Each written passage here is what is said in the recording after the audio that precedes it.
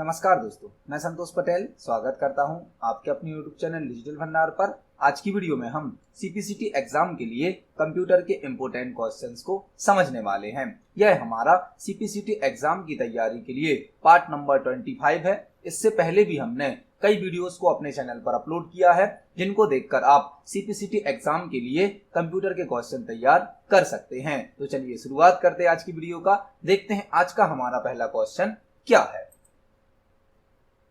पहला क्वेश्चन हमसे पूछा गया है, माउस का इन्वेंशन किसने किया था। यह कंप्यूटर जीके का क्वेश्चन है, बहुत ही इंपोर्टेंट क्वेश्चन है। माउस का इन्वेंशन किसने किया था। जो माउस है वह एक इनपुट डिवाइस है।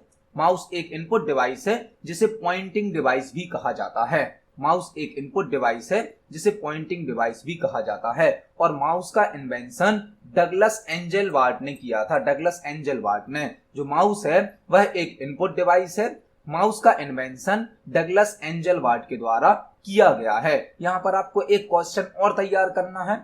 जो क्रिस्टोफर लैथम सोलेस हैं, इन्होंने कीबोर्ड का आविष्कार किया था। कीबोर्ड का इन्वेंशन किया है क्रिस्टोफर लैथम सोलेस ने और माउस का इन्वेंशन किया है डगलस एंजेल वार्ट ने। एक क्वेश्चन और आप यहां पर तैयार कर सकते हैं। चार्ल्स बेबेज, जिन्हें फादर ऑफ कंप्यूटर भी कहा जाता है, फादर ऑफ कंप्यूटर, और डिफरेंस इंजन का इन्वेंशन भी चार्ल्स बेबेज के द्वारा किया गया था। डिफरेंस इंजन का इन्वेंशन चार्ल्स बेबेज ने किया था। इन्हें फादर ऑफ कंप्यूटर भी कहा जाता है। तो एक ही क्वेश्चन के अंदर हमें कई क्वेश्चन तैयार करने यहां पर मिले हैं। जो माउस है वह एक इनपुट डिवाइस है जिसे पॉइंटिंग डिवाइस भी कहा जाता है। माउस का इन्वेंशन डगलस एंजेल वार्ट के द्वारा किया गया है। कीबोर्ड का इन्वेंशन क्रिस्टोफर लैथम सोलेस के द्वारा किया गया है। चार्ल्स बेबेज को फादर ऑफ कंप्यूटर कहा जाता है और चार्ल्स बेबेज ने डिफरेंस इंजन का इन्वेंशन किया था। तो इस क्वेश्चन का सही आंसर होगा option number A, Douglas angel ward ने माउस का इन्वेंशन किया था। देखते हैं अगले क्वेश्चन को। नेक्स्ट क्वेश्चन है, निम्न में से कौन एक क्लाउड का टाइप नहीं है। यह क्वेश्चन क्लाउड कंप्यूटिंग से लिया गया है। निम्न में से कौन एक क्लाउड का टाइप नहीं है। क्लाउड जो कि इंटरनेट के माध्यम से सभी प्रकार की सर्विस को प्रोवाइड करता है। करंट टाइम पर हम इंटरनेट से जो भी सर्विस ले रहे हैं वह सभी क्लाउड की सर्विस हैं। क्लाउड पर हमारा डेटा अपलोड किया जाता है, डेटा को हम डाउनलोड कर सकते हैं, डेटा को स्टोर कर सकते हैं। मैक्सिमम सर्विसेज जो हम इंटरनेट के माध्यम से यूज करते हैं वह क्लाउड की सर्विस होती हैं। और क्लाउड के मल्टीपल टाइप्स भी होते हैं। एक होता है private cloud, public cloud, hybrid cloud, community cloud, लेकिन टर्मिनल क्लाउड नहीं होता है। क्लाउड के मल्टीपल टाइप होते हैं। प्राइवेट क्लाउड होता है, पब्लिक क्लाउड होता है, और प्राइवेट और पब्लिक को मिलाकर बनता है हाइब्रिड क्लाउड। एक कम्युनिटी क्लाउड भी होता है, लेकिन टर्मिनल क्लाउड नहीं होता है। मतलब इस क्वेश्चन का सही आंसर होगा option number D, terminal cloud. Terminal cloud cloud का टाइप नहीं है। क्लाउड के टाइप होते हैं private cloud, public cloud, hybrid cloud, community cloud, लेकिन टर्मिनल क्लाउड नहीं होता है। तो इस क्वेश्चन का सही आंसर है ऑप्शन नंबर डी। देखते हैं अगले क्वेश्चन को। नेक्स्ट क्वेश्चन है, MS एक्सेल में वर्कशीट का नेम ब्लैंक कैरेक्टर्स तक का हो सकता है। बहुत ही इंपॉर्टेंट क्वेश्चन है। MS एक्सेल का जो पेज होता है उसे वर्कशीट कहा जाता है। वर्कशीट, हम जो भी वर्क करते हैं वह वर्कशीट पर बने हुए सेल में होता है। और MS एक्सेल में जो हमें वर्कशीट मिलती है हम उसका नाम चेंज कर सकते हैं, मतलब उसको रीनेम भी कर सकते हैं। हमसे यहाँ पर पूछा गया है, यदि हम किसी वर्कशीट का नाम बदलते हैं, रीनेम करते हैं, तो उस वर्कशीट का नाम हम कितने कैरेक्टर तक का दे सकते हैं। MS एक्सेल में जो वर्कशीट होती है उसका नाम मैक्सिमम 31 कैरेक्टर तक का हो सकता है। मतलब MS एक्सेल में वर्कशीट को यदि आप रीनेम करते हैं तो उसका नाम 31 कैरेक्टर तक का, 31 अक्षर तक का हो सकता है। तो इस क्वेश्चन का सही आंसर होगा ऑप्शन नंबर बी। बहुत ही इंपॉर्टेंट क्वेश्चन है यह। MS एक्सेल की वर्कशीट का नाम 31 कैरेक्टर तक का हो सकता है। तो इस क्वेश्चन का सही आंसर होगा ऑप्शन नंबर बी। देखते हैं अगले क्वेश्चन को। नेक्स्ट क्वेश्चन है, एक अनप्रिंटेड डिजिटल डॉक्यूमेंट को किस रूप में जाना जाता है। एक अनप्रिंटेड डिजिटल डॉक्यूमेंट को किस रूप में जाना जाता है। Blueprint, hard copy, soft copy या टेम्पलेट। अनप्रिंटेड मतलब अनप्रिंटेड मतलब जो हमें स्क्रीन पर दिखाया जाता है, डिजिटल फॉर्मेट में होता है, स्क्रीन पर शो होने वाले आउटपुट को कहा जाता है सॉफ्ट कॉपी आउटपुट। यदि वह डॉक्यूमेंट प्रिंट हो जाएगा, पेपर पर प्रिंट हो जाएगा, तो वह बदल जाएगा हार्ड कॉपी में। लेकिन जो आउटपुट अभी अनप्रिंटेड है, मतलब जिसका प्रिंट आउट नहीं निकाला गया है और वह हमें डिजिटल फॉर्मेट में शो हो रहा है, मतलब इलेक्ट्रॉनिक रूप में शो हो रहा है स्क्रीन पर, उसे कहा जाता है सॉफ्ट कॉपी आउटपुट। और यदि इसे प्रिंट कर दिया जाएगा तो वह बन जाएगा हार्ड कॉपी आउटपुट में। मतलब इस क्वेश्चन का सही आंसर होगा ऑप्शन नंबर सी। जो अनप्रिंटेड डॉक्यूमेंट होता है उसे कहा जाता है सॉफ्ट कॉपी आउटपुट। इस क्वेश्चन का सही आंसर है ऑप्शन नंबर सी। देखते हैं अगले क्वेश्चन को। नेक्स्ट क्वेश्चन है, निम्न में से कौन सा सॉफ्टवेयर एमएस ऑफिस का पार्ट नहीं है? एमएस ऑफिस जो कि एक एप्लीकेशन प्रोग्राम है, एप्लीकेशन सॉफ्टवेयर है, यह सॉफ्टवेयर का एक पैकेज है, ग्रुप है, जिसके अंदर मल्टीपल टाइप के सॉफ्टवेयर यूज किए जाते हैं। इस पैकेज को माइक्रोसॉफ्ट कंपनी के द्वारा बनाया गया है। इस पैकेज के अंदर ऑफिस वर्क में काम आने वाले, ऑफिस वर्क में यूज होने वाले मल्टीपल सॉफ्टवेयर्स को रखा गया है। और इस पैकेज के अंदर एमएस वर्ड होता है, एक्सेल होता है, एमएस एक्सेस होता है, लेकिन वर्ड पैड नहीं होता है। वर्ड पैड तो एक एसेसरी सॉफ्टवेयर है जो कि विंडोज ऑपरेटिंग सिस्टम के साथ फ्री आता है। मतलब इस क्वेश्चन का सही आंसर होगा option number C, WordPad. WordPad जो है वह एमएस ऑफिस का पार्ट नहीं है, यह विंडोज ऑपरेटिंग सिस्टम के साथ एसेसरी सॉफ्टवेयर के रूप में आता है। तो इस क्वेश्चन का सही आंसर होगा option number C, WordPad और एमएस ऑफिस का पार्ट नहीं है। देखते हैं अगले क्वेश्चन को। नेक्स्ट क्वेश्चन है, OLE का फुल फॉर्म क्या होता है? बहुत ही इंपोर्टेंट क्वेश्चन है, कई बार एग्जाम में पूछा गया है। OLE का फुल फॉर्म क्या होता है? OLE एक ऐसी टेक्निक है जो दो सॉफ्टवेयर को आपस में लिंक करने की सुविधा प्रदान करती है। यदि हमें एक सॉफ्टवेयर को किसी ऑब्जेक्ट के द्वारा दूसरे सॉफ्टवेयर से लिंक करना है तो उसके लिए OLE का यूज किया जाता है। एक सॉफ्टवेयर को दूसरे सॉफ्टवेयर से लिंक करने के लिए OLE टेक्निक का यूज किया जाता है और OLE टेक्निक को माइक्रोसॉफ्ट कंपनी के द्वारा बनाया गया है। यहाँ पर आपको 2-3 क्वेश्चन तैयार करने मिलने वाले हैं। जो OLE है वह 2 या 2 से अधिक सॉफ्टवेयर को आपस में लिंक करने की सुविधा देती है। OLE टेक्निक को माइक्रोसॉफ्ट कंपनी ने बनाया है और OLE का फुल फॉर्म होता है object linking and embedding. Object linking and embedding, OLE का फुल फॉर्म होता है ऑब्जेक्ट लिंकिंग एंड एम्बेडिंग। यह टेक्निक दो सॉफ्टवेयर को आपस में लिंक करने की सुविधा देती है और OLE टेक्निक को माइक्रोसॉफ्ट कंपनी के द्वारा बनाया गया है। तो इस क्वेश्चन का सही आंसर है ऑप्शन नंबर ए। देखते हैं नेक्स्ट क्वेश्चन को। नेक्स्ट क्वेश्चन एमएस एक्सेल से लिया गया है। एमएस एक्सेल में इक्वल पावर, यहां पर पावर फंक्शन लगा हुआ है जिसमें एक वैल्यू पास की गई है 10, दूसरी वैल्यू पास की गई है 2 का आउटपुट क्या होगा? यदि हम एमएस एक्सेल में इस फंक्शन को, इस फॉर्मूले को रन करेंगे तो हमें क्या आउटपुट प्राप्त होगा, हमें यह बताना है।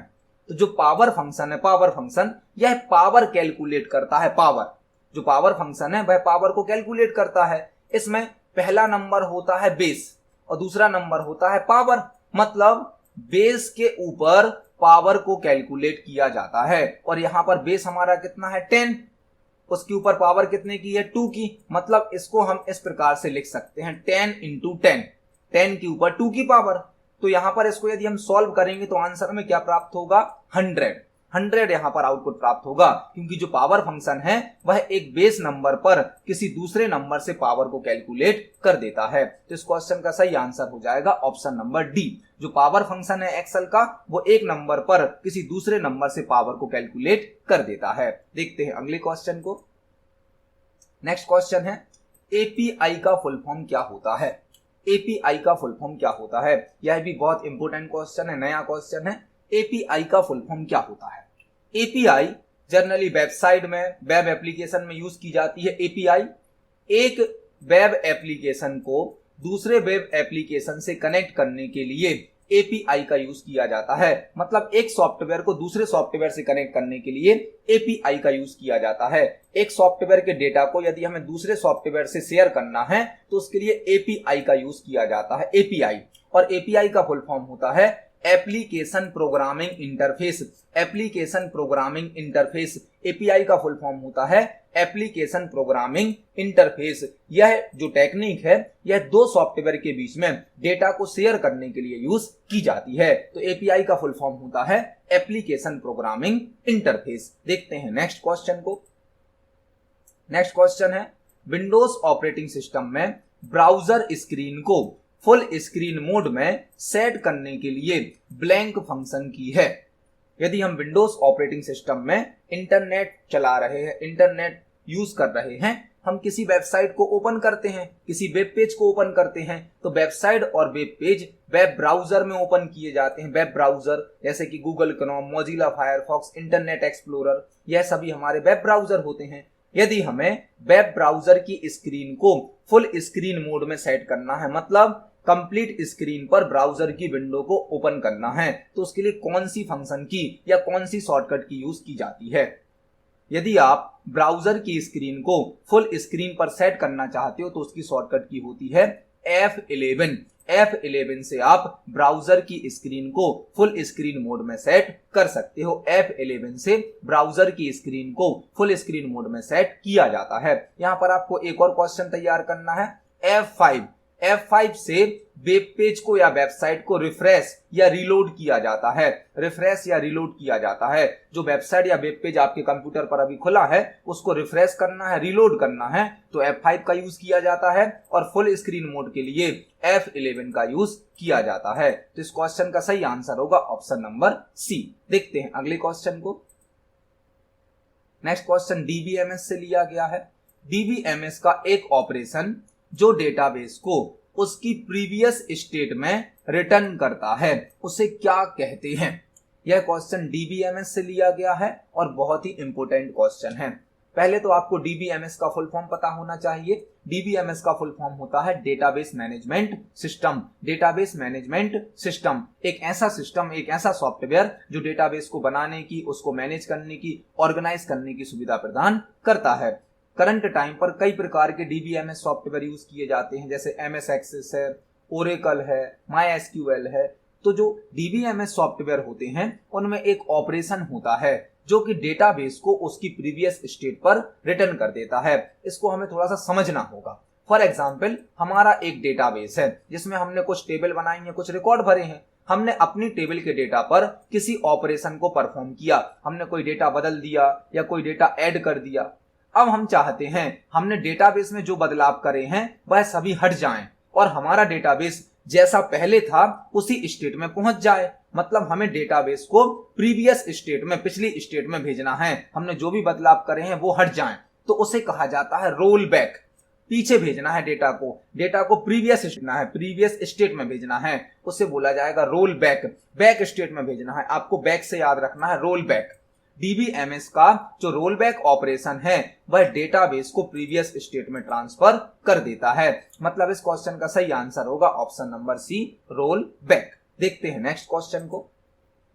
नेक्स्ट क्वेश्चन है डॉक्यूमेंट में टेक्स्ट को सब स्क्रिप्ट करने की शॉर्टकट की है। यदि हम डॉक्यूमेंट में किसी टेक्स्ट को सब स्क्रिप्ट करना चाहते हैं तो उसकी शॉर्टकट की क्या होती है। आपको यहां पर दो क्वेश्चन तैयार करने हैं, एक सुपर स्क्रिप्ट और एक सब स्क्रिप्ट। यदि हम किसी टेक्स्ट को नॉर्मल टेक्स्ट से नीचे लिखते हैं, फॉर एग्जांपल हमने लिखा CO2, तो 2 को थोड़ा सा नीचे लिखा जाता है। जो टेक्स्ट नीचे लिखा जाता है उसे कहा जाता है सब स्क्रिप्ट। सब मतलब नीचे। और एक होता है सुपर स्क्रिप्ट जिसमें हम टेक्स्ट को नॉर्मल टेक्स्ट से ऊपर लिखते हैं। जैसे कि हमने लिखा 10th, तो 10th में TH हमारा ऊपर होता है, इसे कहा जाता है सुपर स्क्रिप्ट। सब स्क्रिप्ट और सुपर स्क्रिप्ट दोनों ही टेक्स्ट फॉर्मेटिंग के फीचर हैं। टेक्स्ट फॉर्मेटिंग में इनका उपयोग किया जाता है। यदि आप टेक्स्ट को सब स्क्रिप्ट करना चाहते हो तो उसकी शॉर्टकट की होती है कंट्रोल के साथ इक्वल। सब स्क्रिप्ट की शॉर्टकट की होती है कंट्रोल के साथ इक्वल और सुपर स्क्रिप्ट की शॉर्टकट की होती है control shift plus. Control shift plus, control shift plus से टेक्स्ट को सुपर स्क्रिप्ट किया जाता है और कंट्रोल इक्वल से टेक्स्ट को सब स्क्रिप्ट किया जाता है। तो यहां पर आपको एक साथ दो क्वेश्चन तैयार करने मिले। इस क्वेश्चन का सही आंसर है ऑप्शन नंबर बी। देखते हैं अगले क्वेश्चन को। नेक्स्ट क्वेश्चन है इलेक्ट्रॉनिक डिवाइस में PDA का फुल फॉर्म क्या होता है। बहुत ही बेसिक सा क्वेश्चन है, सिंपल क्वेश्चन है। PDA का फुल फॉर्म हमसे पूछा गया है। PDA पीडीए का फुल फॉर्म होता है personal digital assistant. Personal digital assistant PDA का फुल फॉर्म होता है पर्सनल डिजिटल असिस्टेंट। पीडीए का फुल फॉर्म होता है पर्सनल डिजिटल असिस्टेंट। मतलब इस क्वेश्चन का सही आंसर होगा ऑप्शन नंबर बी। देखते हैं अगले क्वेश्चन को। नेक्स्ट क्वेश्चन है एंटीवायरस एक ब्लैंक सॉफ्टवेयर है। एंटीवायरस किस प्रकार का सॉफ्टवेयर होता है? एंटीवायरस किस प्रकार का सॉफ्टवेयर है? Application software, system software, utility software या ब्राउजर? तो जो एंटीवायरस है वह हमारे कंप्यूटर सिस्टम से वायरस को रिमूव करता है, कंप्यूटर सिस्टम को वायरस से प्रोटेक्ट करता है। मतलब यह हमारे कंप्यूटर सिस्टम का मेंटेनेंस करता है, देख रेख करता है। और जो सॉफ्टवेयर हमारे कंप्यूटर सिस्टम का मेंटेनेंस करते हैं उन्हें कहा जाता है यूटिलिटी सॉफ्टवेयर। यूटिलिटी सॉफ्टवेयर ऐसे सॉफ्टवेयर जो हमारे कंप्यूटर सिस्टम का मेंटेनेंस करते हैं, उसकी परफॉर्मेंस को इंप्रूव करते हैं, वह कहलाते हैं यूटिलिटी सॉफ्टवेयर। यूटिलिटी सॉफ्टवेयर मतलब एंटीवायरस एक यूटिलिटी सॉफ्टवेयर है। यहां पर आपको एक और क्वेश्चन तैयार करना है। आपको वायरस का फुल फॉर्म भी याद करना है। वायरस का फुल फॉर्म, वायरस का फुल फॉर्म होता है vital information resource under seize. Virus का फुल फॉर्म होता है vital information resource under seize. तो इस क्वेश्चन का सही आंसर होगा option number C utility. Antivirus एक यूटिलिटी सॉफ्टवेयर होता है। देखते हैं अगले क्वेश्चन को। नेक्स्ट क्वेश्चन है इनक्रिप्टेड टेक्स्ट को ब्लैंक रूप में भी जाना जाता है। यह इंफॉर्मेशन सिक्योरिटी से, साइबर सिक्योरिटी से लिया गया क्वेश्चन है। इनक्रिप्टेड टेक्स्ट को ब्लैंक रूप में भी जाना जाता है। यदि आप हमारी प्रीवियस वीडियोस को देख रहे हैं तो आपको इस क्वेश्चन का आंसर जरूर पता होगा। इनक्रिप्शन और डिक्रिप्शन दो ऐसी टेक्निक हैं जो एक सिक्योर कम्युनिकेशन करने के लिए यूज की जाती हैं।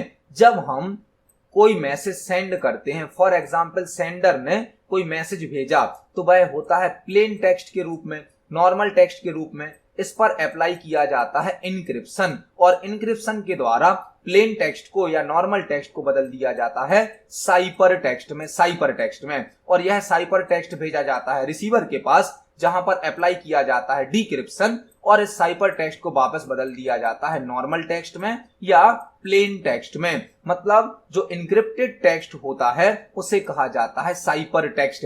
इनक्रिप्शन यूज किया जाता है सेंडर साइड पर और डिक्रिप्शन यूज किया जाता है रिसीवर साइड पर। जो सेंडर मैसेज सेंड करता है वह प्लेन टेक्स्ट या नॉर्मल टेक्स्ट होता है, उस पर इनक्रिप्शन अप्लाई किया जाता है। इनक्रिप्शन अप्लाई करने के बाद वह बदल जाता है साइपर टेक्स्ट में, और यह साइपर टेक्स्ट वापस नॉर्मल टेक्स्ट में बदला जाता है डिक्रिप्शन के द्वारा। तो इस क्वेश्चन का सही आंसर होगा option number B. Encrypted text को साइपर टेक्स्ट भी कहा जाता है। देखते हैं अगले क्वेश्चन को। नेक्स्ट क्वेश्चन है निम्न में से कौन एक आईपी एड्रेस की वैलिड क्लास नहीं है? बहुत ही इंपॉर्टेंट क्वेश्चन है सीपीसीटी के लिए। सीपीसीटी के एग्जाम में एक दो क्वेश्चन आईपी एड्रेस से रिलेटेड जरूर होते हैं।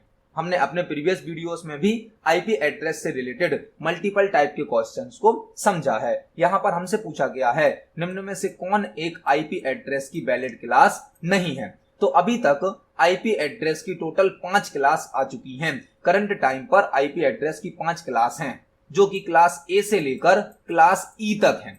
आईपी एड्रेस की अभी टोटल 5 क्लास हैं, जो कि क्लास ए से लेकर क्लास ई तक हैं। मतलब क्लास ए, क्लास सी और क्लास डी वैलिड क्लास हैं, लेकिन क्लास पी आईपी एड्रेस की कोई क्लास नहीं है। तो इस क्वेश्चन का सही आंसर होगा option number A, class P. Class P नाम की आईपी एड्रेस की कोई क्लास नहीं है। आईपी एड्रेस की अभी केवल 5 क्लास हैं, जो कि क्लास ए से लेकर क्लास ई तक हैं। तो इस क्वेश्चन का सही आंसर है ऑप्शन नंबर ए। देखते हैं अगले क्वेश्चन को। नेक्स्ट क्वेश्चन हमसे पूछा गया है बिंग सर्च इंजन को किस कंपनी के द्वारा बनाया गया है? बिंग सर्च इंजन को किस कंपनी के द्वारा बनाया गया है? तो बिंग एक सर्च इंजन है जिसे माइक्रोसॉफ्ट कंपनी के द्वारा बनाया गया है। बिंग सर्च इंजन को माइक्रोसॉफ्ट कंपनी के द्वारा बनाया गया है। यह एक सर्च इंजन है जो इंटरनेट पर किसी टॉपिक के आधार पर इंफॉर्मेशन को सर्च करने की सुविधा प्रदान करता है। बिंग एक सर्च इंजन है जिसे माइक्रोसॉफ्ट कंपनी के द्वारा बनाया गया है। तो इस क्वेश्चन का सही आंसर होगा option number C. Bing search engine को माइक्रोसॉफ्ट कंपनी के द्वारा बनाया गया है। देखते हैं अगले क्वेश्चन को। नेक्स्ट क्वेश्चन है HTTPS में एस का मीनिंग क्या होता है?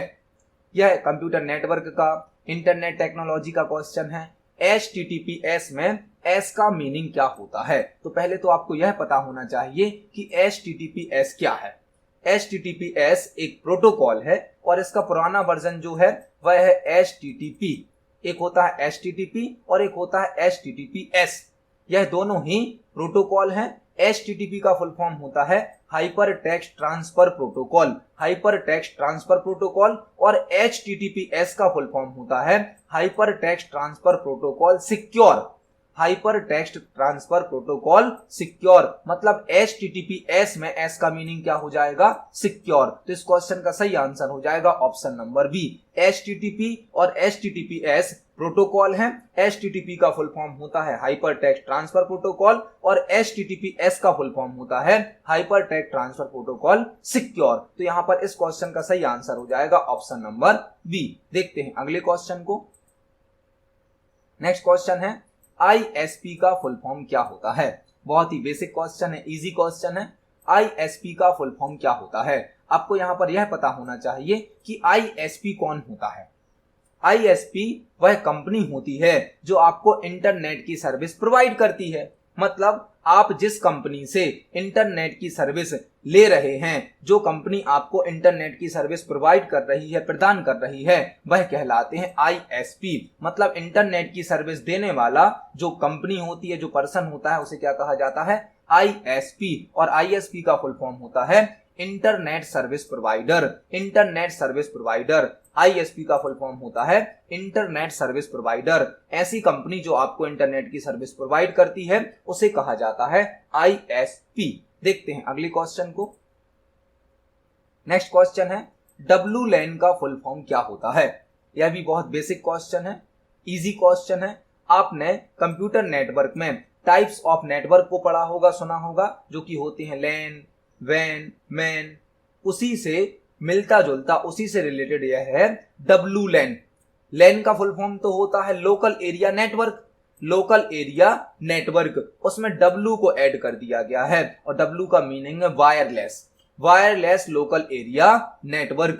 एक छोटी साइज का नेटवर्क जिसे बोला जाता है लोकल एरिया नेटवर्क, उसमें W का मीनिंग होता है वायरलेस। मतलब विदाउट वायर के यदि लैन नेटवर्क बनाया जाता है तो उसे कहा जाता है WLAN, जिसका फुल फॉर्म होता है वायरलेस लोकल एरिया नेटवर्क। तो इस क्वेश्चन का सही आंसर हो जाएगा ऑप्शन नंबर डी। WLAN का फुल फॉर्म होता है वायरलेस लोकल एरिया नेटवर्क। देखते हैं अगले क्वेश्चन को।